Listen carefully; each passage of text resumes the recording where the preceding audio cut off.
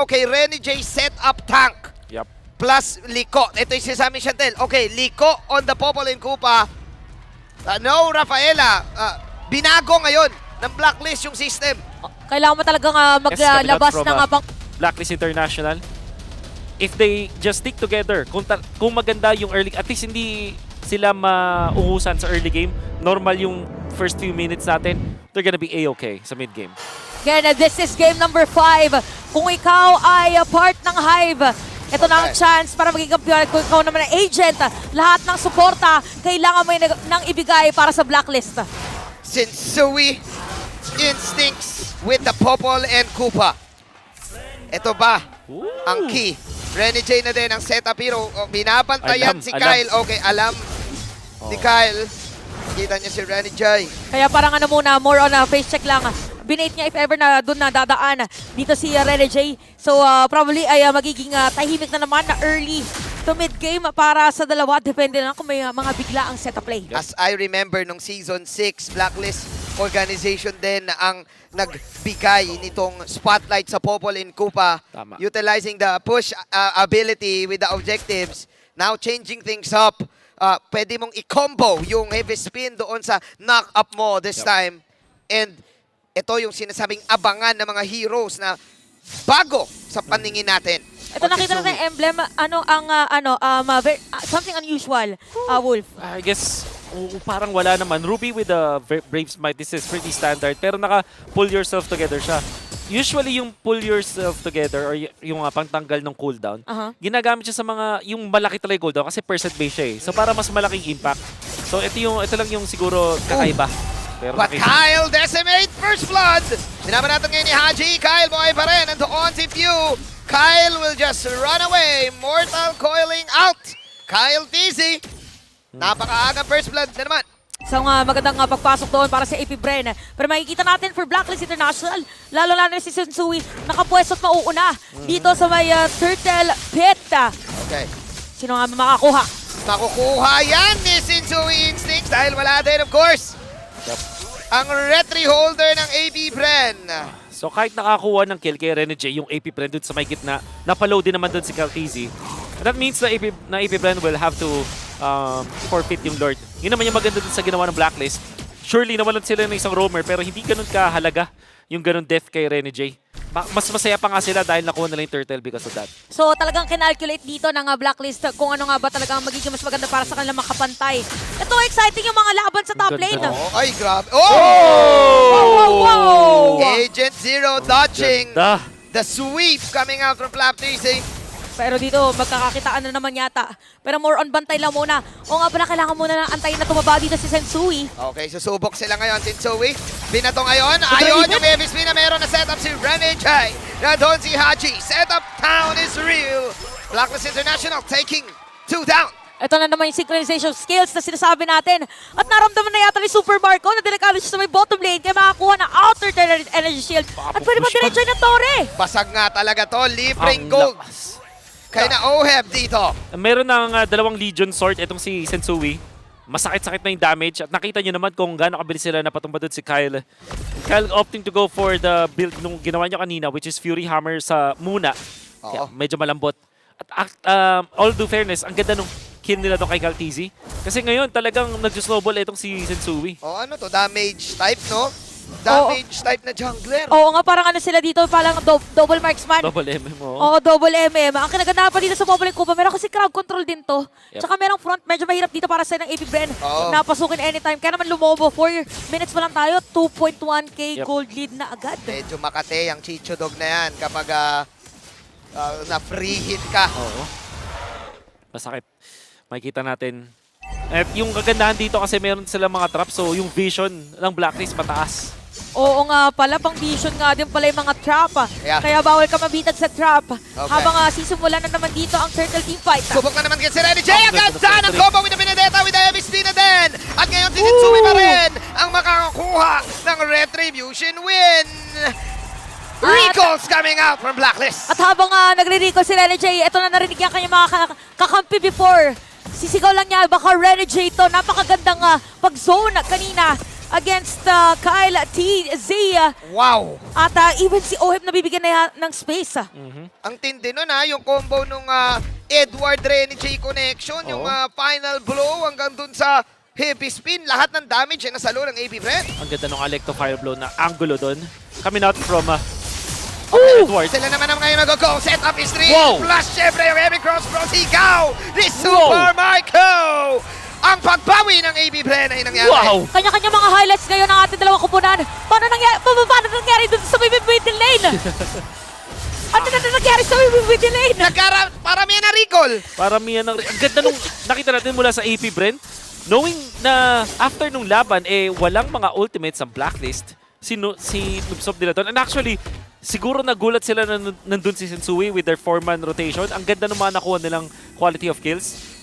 Malayo-layo pa rin yung kanila kailangan habulin. Ang maganda doon is si Super Marco kasama doon sa laban na yun. So nakakuha siya ng 2-0. Oo. So siya nga pala. yung win condition coming out from AP Brent. Oo nga, tama ka dyan, Wolf. Kasi kailangan humabol dito ni Super Marco ngayon. Parang sabi na, parang nagiging imba ngayon yung match-up pagdating doon sa Golden. Kasi ang dami na na-farm ni Kel1. So 6 minutes ngayon, parang feeling ko nagkakainitan na sa may middle lane yung mga players Kung kanina yung laban, hintayan eto walang fake dito Ready, set, go! Eto, rekta, ambare. Oo, ganun ready, set, go. Pero pag ikaw si Super Marco, ready, set, woo. Ganun lang. Ooh. Oo. Yung pala yung pinaka-comms niya dito. Oo, yun lang ang para comms sa yan team. Ang ano dito, kailangan marinig na mga kakampi niya. Oo. Para sure. Kailangan din ng Blacklist International maghanda doon sa mga ganong situation. Nakita natin 2 times ang kanilang setup. Pero may pang setup counter din pala ang AB Brent. O kailangan dito, as much as possible, available lahat ng mga pwede mong pindutin, Oo. mga skills. Ayan na! Okay, nagkakasweep na naman! At ayun na nga, Kyle TZ with the decimate on the Sensui. Edward ngayon, sumusubok pumalo, pero may Netherrealm. Unang Netherrealm, okay, napakagandang stun, Ogwen! pero may hila na gagawin. Oh my At goodness. nahila si Ogwen. Killing spree, si Super Marco. Flap TZ na din. Inisa-isa na ng AB Brent. Wow! Ang Blacklist International. Tatlong namatay doon at dediretso naman dito sa may turtle pit. Habang si Edward Lilico, paano nangyari? Paano sagutan na nangyari doon? Ultra instinct mula kay Flap TZ with that flicker play. Ang dami na final slash. Tapos after nung Netherrealm, nakagulat yung ginawa doon ni Ogwen with the flicker play. Hindi mo expect na meron pa siyang flicker nung moment na yon. Pero naging critical dahil nahatak niya doon si Oheb. Very important kills coming out from AB Brent at ngayon, tapos na. Nakuha na nila ang turtle. At panibagong milestone, the Young Goats Goat now ranks second in MPL all-time assist leader. Na ang uusan niya na si Hayes, top lane nga lang. Teka lang daw, sabi ng Blacklist International. Si Flap ngayon ang mapapunish. Humihinga ng paunti-unti ang Blacklist in terms of pagbawi doon sa teamfight. Nakakuha sila ng magandang pick-off. Still, agree ako kay Wolf, yung micro playstyle ng AP Brent. Ito yung mga rason ba't ang dami rin nilang napanalong gold sa microhan. Tsaka yung Blacklist naman ngayon, humihinga dun sa mga push nila. Ayun sa may top lane, minion pa ang makakasira. Oo. Kaya naman hindi ganun kalaki ang ating kalamangan. At meron ng Wind Talker ngayon, si Sensui for his Popol and Koopa. That's right. Yan na yung mga titignan natin later on yung damage output coming out from Sensui with BOD plus Windtalker. Oo. Tapos Hasklo plus the Berserkers from Oheb. Ang siguro kulang lang dito sa Blacklist yung talagang biglaan na ulti na pang-ibet. Kasi kunwari ito kay Edward at kay Rene J, medyo gets mo kung saan manggagaling Pero yung nagagawa kasi ni Flap TZ, talagang napakataas ng impact. Ito yung Arlot na hindi natin i-expect, no? Na mapupunta pala kay Flappy, kay Flappy Boy. Yung mga pakulwit. Grabe, kumulwit si Flap TZ. Ogwen. Ay, si Ogwen, may vision si Ogwen, by the way. Uy, hindi na chinik. Ay, ayan. Okay, nakita ni Rene J. Ogwen, hihilahin niya ba si Rene J? Hila na, okay. Hinihila ulit, pabalik. Yung hilaan, grabe, triple hila. What a combo para sa AB Brent. Rene J surviving that one. Pero yung tatlong hila, min. Naramdaman mo parang ayaw ka talaga. Parang higaan, ayaw kang paalisin. 4 na hila pala yan kung iisipin mo. Kasi few. Si Super Marco lang walang hila pala dyan. Kaya pala patalon Oo. yung mga skills din. Pero ngayon na nakikita natin na medyo nagsastruggle pag merong crowd control lang Blacklist International. Ba kailangan nilang gawin dito sa Lord teamfight? Rene J is talking. Walang Everyone. flicker. Okay, hinila na naman. mapapatay yung Chicho Dog, hinila na, nagkahilaan, final blow kami para kay Edward dito. Edward! Pero ayun, si Super Marco na nasa bandang Genli, Nahuli! kinagat ng aso, pinanatan ni Oheb, at yun na, mararamdaman mo na yung kagat ng aso. Haji Tapos ngayon sa mga with the bola! first down. Masakit yung aso. May rabies yung aso, mga kaibigan. Yung husky na dala ni Sensui. At parang ang play ngayon ng Blacklist International para dito is catch the ball. Ibabaw to ang bola, ngangat-gatin dito ng Husky. Ni Sensui, kaya naman makakasira na sila ng Torre dito sa may middle lane. From Chicho Dog to Husky Dog, Sensui, mga kaibigan. Naka-max fight yung aso. Parang hindi, mahihirapan pa tumipetsa dito sa may middle lane. Oy, pero diretso ang AP Bren. Diretso, tinatarget nila ngayon si Sensui. Ngayon si Renny J, namumula umiikot si Renny J. Walang aso ang AP Bren, meron silang Tiger. Pero mas matindi yung rabies ng aso dito. Ang ganda ng pinakita nung Blacklist International with their recovery. Alam na nila gusto gawin ng AP Bren yung mga hatak. At ang nangyari is yung AP Bren committing onto Renny J. Understandably, na pwede mong bigyan talaga yung hero na yon. Pero nandun si Edward to follow it up. At yun na. Vintage Agent Zero with the push. Kahit ma-punish, ay, nagamit na yung second. Final sweep. Makakawala pa si Edward. Oh! Hindi na. Finish off ni Super Marco. But that's a tower down. Pero huhulaan ko yung gusto mo sabihin dun sa sentence mo, Wolf. If ever man nabani siya, okay lang. Oo, Kasi middle lane ang nasira niya. exactly. At yung wave dun sa may gitna, gusto na Blacklist International na ma-push. Kung sakaling magkakaroon ng Lord ulit next time, dyan pupunta yung Lord sa ngayon. Kung titingnan natin yung health ng mga Torre, at ito na naman si Ogwen, mas pata ni Renny J. Masakit yung late game burst na meron. Yung Blacklist. Ang ganda sana ng ila dito eh. Oo, kaso. Oo. Nadamay pala yung Husky. Nakita mo yung Ayan, Red Realm dito, dalawa lang yung kasama, dalawa lang sila. So hindi natulungan si Super Marco doon. At isang kagat may stun din kasi agad na instant, halos instant pala yung Popolin Koopa. Pag nakagat ka na nga talaga ng aso. Wala, pag nakagat ka ng aso, dapat mag-ready ka na eh. Parang to sa totoong buhay lang. Oo. Anong gagawin mo syempre pag nakagat ka ng aso? Ito yung sasabihin yung aso hindi nangangagat, pero Oo. biglang ganun yung Bigla gagawin eh. nagahalit pala. Anong ginagawa mo dito? Ganyan nangyayari. Pero 7-6 ang ating score. Look at the items. Masakit na din yung mga bola dito ni Oheb. Oo. Grabe kasi pala yung DPS na Wolf. Kaya para pagdating sa teamfight, mas gusto ng Blacklist na sila yung pausbong or Yep. pasugod. And every time na yung ginagawa din kasi dito ni Few is yung Netherrealm, what they need to do is just isolate etong si Few away from his team of the team. Ay, nako. Nakita sila nung Gusto nilang baragin yung nito. Oo, nakita yung Conceal, AP Bren. Naramdaman nila ang bangis ng rabies. Oo. Naramdaman nila na Makati ang rabies. Kinagat yung Tiger eh. Kaya, ganun talaga yung nangyari. Kaya nag-refocus muna ang AP Oo. Bren dito. At dahil natikman na nila or nila ang Harabis, medyo may tanning na ngayon. Oo. Dahil abot na rin tayo ng late game. Kailangan nilang magpa-injection. Oo. Anti-tetanus tsaka anti-rabies. Ano klaseng injection ba ngayon ang makakasolve? Si Flap. Si Si Flap Tsaka ang- yung anti-tetano ni Few. Gaano kakunat ang balat ni Flap Easy Oo. para dito sa Husky ni Sensui. Parang yung Husky dito na Sensui, road to werewolf yata. Oo, okay. Mukhang totoo na yung laban na to. May nakam na gagawin. Worthy Watch out, coming Edward. in. Pero Ipit! nag-ipit. Zone lang muna. At yung aso yung nakalasit. Sa lahat pa naman ng mga kalasit, aso pa. May laban na gagawin ngayon ng AB Friend. Pero medyo makati talaga. Nandoon ngayon si Super Marco. Nag-green shot. Super Marco tumatakbo. Inaabot ngayon ni Edward. This time lumalamang ang AB Friend. Masyadong mabilis yung Tiger. Yung Tiger sa mabilis. Oh! What a speed move. Pero nahabol pa rin ni Agent Zero. Nandito pa rin sina Ogwen. Dash in, Andy dash yan. Agent Zero, Edward will survive. Blacklist will take the Lord. Si Super Marco nawala. Dalawa naman sa Blacklist na nawala. At ang call ngayon ng Blacklist International, magkili na naman, may weak yung drive! In-injection ni Flap DC at tinusok ni Kyle DC. Okay, meron tayong tatlong casualty para sa Blacklist International sa kay Lord. Is it worth it for the team fight? Worth it kung economy-wise at well, hindi naman matatapos yung laban. So, truth be told, parang ano lang pares lamang dun sa naging exchange na yun. Napaka-electric yung nakita nating laban.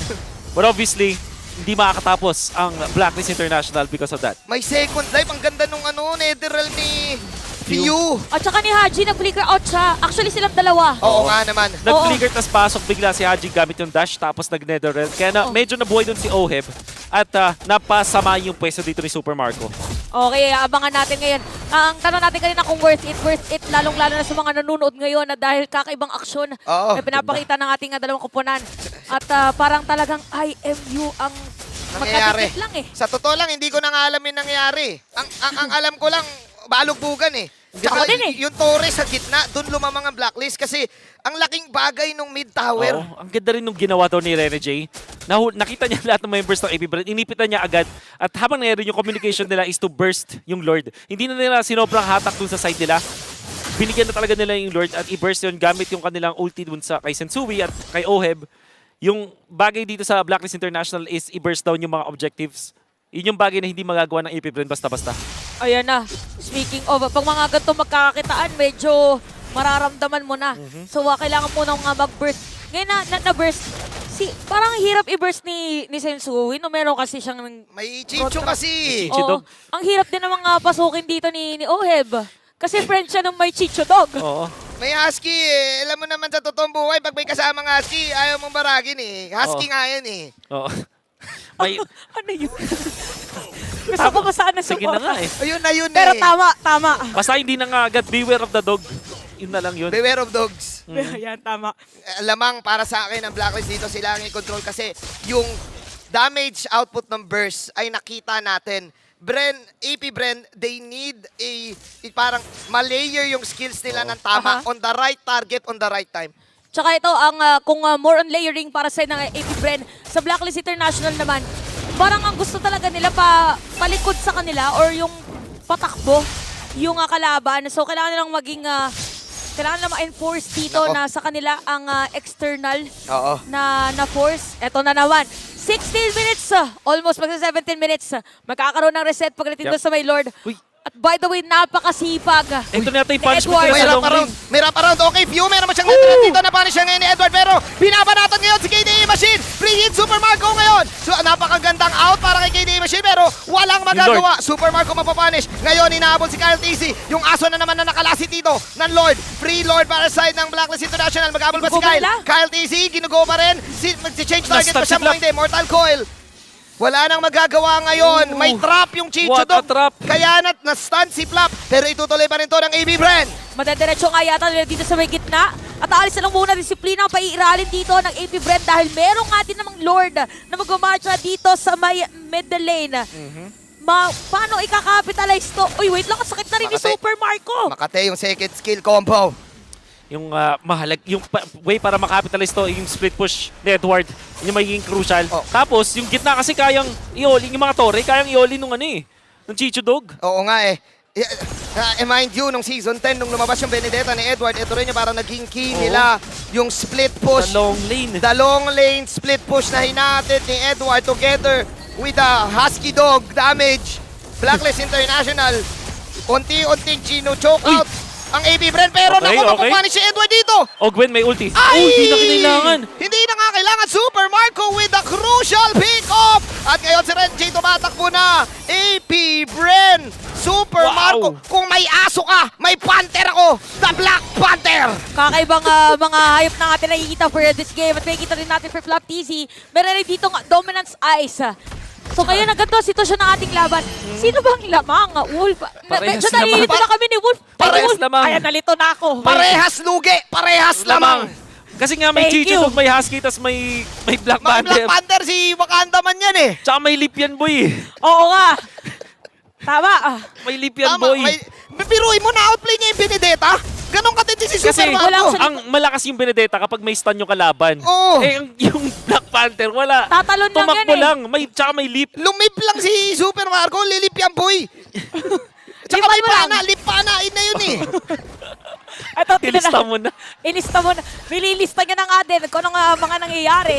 At dahil dyan, ito, tama mga sinabi natin mga kasama. Biruin mo, ang daming nangyari dun sa bottom lane. Narinig ko si Super Marco, sinabi niya lang, woo. Oo nga. Matindi. Kita yung celebration. Para yun yung niya go doon. signal niya. Pero abangan natin kung anong gagawin dito ng Blacklist International. Sila pa rin naman lamang dahil nakasira nga sila ng Torre dito sa may middle lane. Pero parang Yun na yung Edward specialty na yun eh. nakaangat na rin kasi yung minion wave ng AP Brent. Oo. Pero kung long lane lang din, mas nga dito, mas Benedetta malikot ang talaga eh. Benedetta talaga. Ang hirap pabulin, pero yun pala yung way. Kasi mabilis talaga maglakad yung isang, may Black Panther kasi siya. Kaya mabilis siya. Tapos may sprint pa. Hindi nga niya Naka-sprint ang kailangan yung Black sprint Panther. eh. Wala na, Black Panther ang pinili niya kaysa yung Ducati skin. Oo. Mas mabilis kasi yung Black Panther eh. Tama. Isipin mo At saka pag Ducati, kailangan pa ng gas. Sa Oo. bagay, sa bagay. kaya energy lang. Tsaka isipin mo, handa sila dun sa Edward specialty. Oo. Kasi Season 7, kung di ako nagkakamali, ito yung Benedetta Oo. Edward specialty. Season 10, ito din yung nagpanalo sila ng championship. Tama. Oo nga pala, kaya din siya tinawag na Edward Scissorhands. Oo. Oo, kasi- Kasi malakas mag-cut. Oh, grabe mag-cut. Ayun, ginagawa niya. Bilis, grabe siya mag-cut, grabe din siya mag-push. The German cut. winulang ni Super Marco eh. Tinalunan lang ni Super Marco. Ito na naman si Agent Zero Sneaky cut. Parang Kaso pwede nakita niya siya. hindi. Akala ko pwede niya i-dive sa may bottom lane. Hindi yata magandang biniburst ng AP Bren. Mga kalahati na yung buhay, by the way, nakatago din si Setsui, the rest of the players sa Blacklist International. Seryoso, uy. Op, teka lang. Saglit na wala yung screen. Pero ayun yung balance na. Double hila. Killing spree si Super Marco. Meron ba counter go dito this time? Ang Blacklist International, mga wala na mula ngayon. Sino Renny J? Sino makakuha ng Lord Libre lang para kay Kyle Daisy? Susubok si Edward dito. Tatlo na sa side ng Blacklist International. At ngayon, sinusubukan na lang ni Edward lahat. Grabe. Tumatakbo si Renny J. At ang burst sa debut. Edward running for his life. Takbo, Edward, takbo! Hinahabol ngayon ni na Kyle. Sumisigaw ang AB Brand ngayon na tapusin. And double pa ang laban na to. Mukhang ito na yata ang inaantay. Meron pang bitbit dito. Mukhang ito na yata, pero dito pa rin si Agent Zero P. Sa Lord. Ito na, nagbabalik na tayo sa ating laban na pwede kumatok dito sa may middle lane again. Agent Zero lang ang nandito para dumepensa. 10 seconds para kay Haji. Kakayanin ba ang depensa? AB Brand, they want to finish the story. Final blow coming in from Edward. Pero masyado na ang masakit. And from Mas Pinas Lakas, ang pinalakas! AB Bren, ang kampiyon sa MPL Philippines! Makikita natin ngayon ang saya kung ikaw ay parte ng Hive. Mga bees, sulit lahat ng pagod. They are our champions for MPL Philippines Season 12. It was the process na matagal hinintay. Madaming season sinasabi nila magpapalakas muli. After nung kanilang M2 World Championship, sunod-sunod na heartbreaks for this franchise. Ang daming pinagdaanan, here they are, champions once again. 2023, nagsimula itong bagong process as AB Bren will finish the MPL Philippines story and looking at another chapter dahil ilang linggo na lang. M5 is right around the corner. Tingnan natin, again, at the very end, ang ating mga M5 World Championship representatives for Blacklist International. Madami ding nag-doubt sa kanilang re-rostering para dito sa season na to. At wala na silang kailangang patunayan pa dahil pinatunayan nila na kaya rin nila, kaya sila din ang nagtagpo at isa din sila para dito sa mag-represent na Mas Pinas Lakas on World Championship.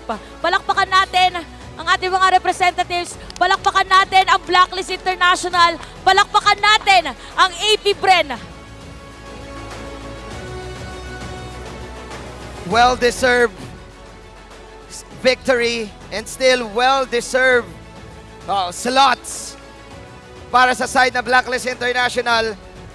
Iba din ang kanilang naging journey dito, but they're up against a team na nasa mission right after that defeat nung Season 10. Nandito na sila ngayon. Sorry, that was Season 11. Right after that defeat nung Season 11. At kita pa rin natin ang ngiti sa mga players, even coaches of Blacklist International. Again, lahat ng kanila ding mga pinaghirapan ay nag-pull off coming into this one. Yes. At ang saya na nakikita natin both Coach Ducky and MTB na nag-uusap, na nakangiti. Yes. Dahil at the end of the day, tayong lahat ay mga Pinoy at tayong lahat ay proud sa lahat ng mga manlalaro na nasa entablado ngayon. Ang gustong-gusto ko sa dalawang teams na nandito ngayon pinakita nila yung process. Trust the process. Yes. Very true para sa Blacklist International. Sa pag this time wala yung Royal Duo para sa kanila but they were able to make it to the Grand Finals Yeah. with this roster. And obviously dito sa Bren, matagal nilang hinintay at binuo itong recipe na to. It took a lot of heartbreaks Yeah. for them. At nandito ngayon sa playoffs, ang dami nag-doubt kasi hindi ganun ka stellar yung performance nila despite being the favorites after nilang mag-own dun sa off-season. But now during the playoffs, everybody was in the zone. The process for both teams, yan ang na-prove natin dito. Muli, Blacklist International, palakpakan natin sila. Napakagandang laban na kanilang pinakita from day 1 of MPL Philippines Season 12 up until our Grand Finals. Even Agent Zero pagdating sa dulo. Nilaban nila yon. Oho. Nilaban nila. Kita natin yung naging proseso ng Blacklist nung nag-start yung regular season. There you go.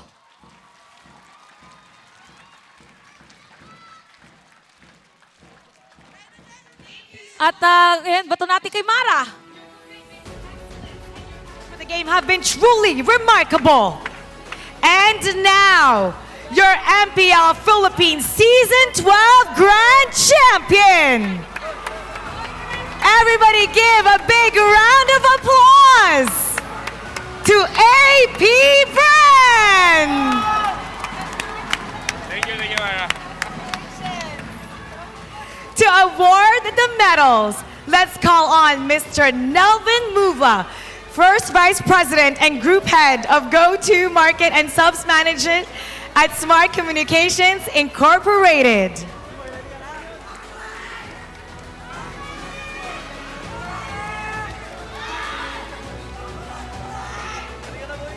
AP Bren, three-time MPL Philippines Grand Finalist as Bren Esports, MPL Philippines Season 6 Grand Champion as Bren Esports, and M2 World Champion as Bren Esports. Super Marco Pando, idol ng mga kids, Few.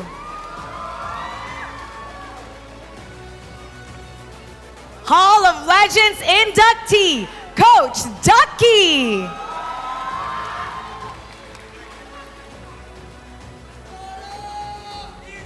Coach Ren. Master Ogwin.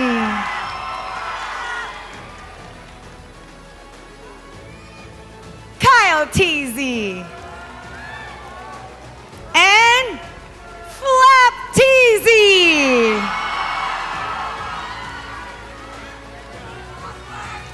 And let's give a moment for the media to take the photo op. All the time spent in practice, all sacrifices made, all days spent working hard have finally paid off. You guys are hailed as the strongest players, teams, coaches, and management in the strongest MLBB region.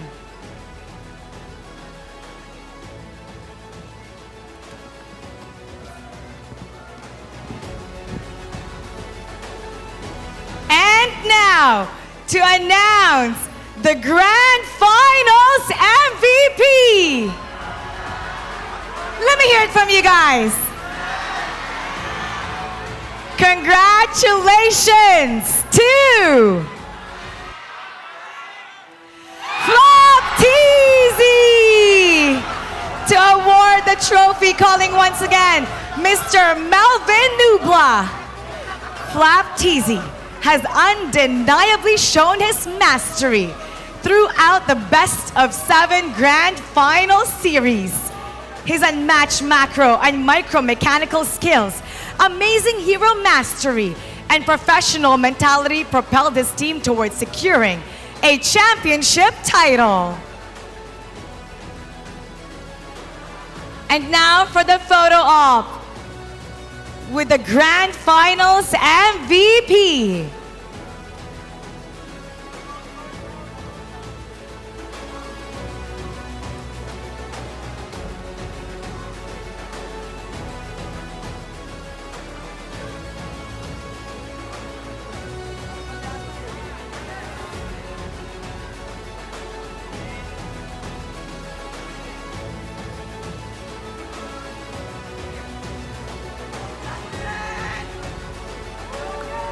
Thank you, Mr. Melvin Nubla.